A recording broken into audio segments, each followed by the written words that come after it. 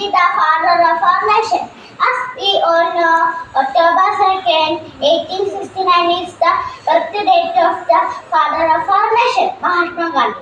This day is celebrated as Gandhi Jayanti in India every year. United Nations General Assembly has marked his birth anniversary as the International Day of Non-Violence. The full name of Mahatma Gandhi was Mohandas Karamchand Gandhi. We called him as Bapuji. He took birth in the state of Gujarat, the town named Porbandar. Mahatma Gandhi was a man who gave his whole life to the nation. He was one of our greatest freedom fighters.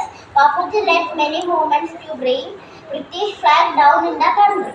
He played a key role in three major movements. They were non-cooperation movement, Dandi March and Quit